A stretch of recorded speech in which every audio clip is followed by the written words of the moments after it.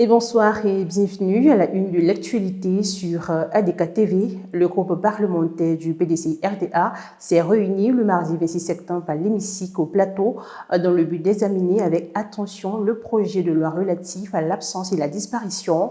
Ce projet de loi vise à clarifier les régimes juridiques de l'absence et de la disparition en les organisant par des tests spécifiques. Le groupe parlementaire, au terme de son analyse, se félicite de la présentation du projet en raison des objectifs de clarté, de précision, de visibilité exposés par son auteur. Par conséquent, le groupe parlementaire invite la Commission des affaires générales et institutionnelles à suivre ses conclusions.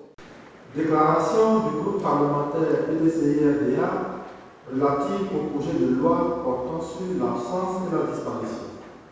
Monsieur le Président, le groupe parlementaire PDCI-RDA a examiné avec intérêt le projet de loi relatif à l'absence et à la disparition. Au terme de l'exposé des motifs, le présent projet de loi vise à clarifier les régimes juridiques de l'absence et de la disparition en les organisant par des tests spécifiques. En effet, les fondements textuels de ces deux situations juridiques n'ont pas toujours affirmé leur spécificité. Elles ont été sous le couvert d'une fausse qualification juridique qui justifiait qu'elles soient assimilées, reléguées au chapitre traitant de l'étude de l'état civil des personnes. C'est pourquoi, depuis toujours, ces textes sont demeurés dans le fouillis des règles relatives à l'état civil. Quand est intervenue la réforme civile d'octobre 1964, une loi particulière a été adoptée par le législateur ivoirien pour régir la matière de l'état civil. Il s'agit notamment de la loi de 374 du 7 octobre 1964. C'est cette loi relative à l'état civil des personnes qui portait en son sein les dispositions relatives à la disparition, la matière de l'absence. Elle restait régie par des dispositions du Code civil français, dans son contenu applicable à la Côte d'Ivoire indépendante.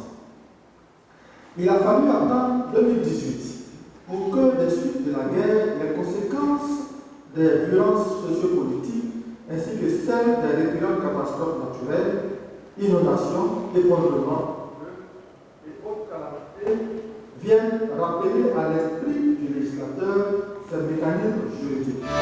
Les résultats définitifs du concours d'entrée à l'EMS, École normale supérieure, a été rendu public. Malheureusement, plusieurs candidats avaient été déclarés admis, ont vu leur nom être retiré de la liste définitive.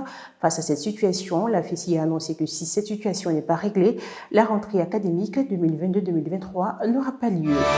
La campagne de commercialisation du café cacao s'ouvre le 1er octobre 2022.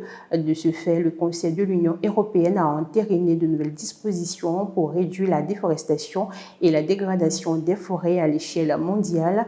Les pays de l'Union devront veiller à ce que les produits qu'ils consomment ne conduisent pas à épuiser les réserves forestières de la planète.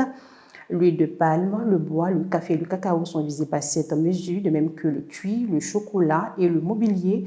La Côte d'Ivoire, premier producteur mondial de cacao avec 2 millions de tonnes de fièvre, devra s'adapter à cette norme de l'Union européenne qui conduit le pays et les chocolatiers à la traçabilité. Et puis terminons cette édition avec l'opération d'identification des engins à 2 et 3 roues saisis lors des contrôles de police par défaut de plaque d'immatriculation de 4 grises a effectivement débuté ce jeudi 22 septembre 2022 par le ministère des Transports dans les locaux de la préfecture de la police d'Abidjan.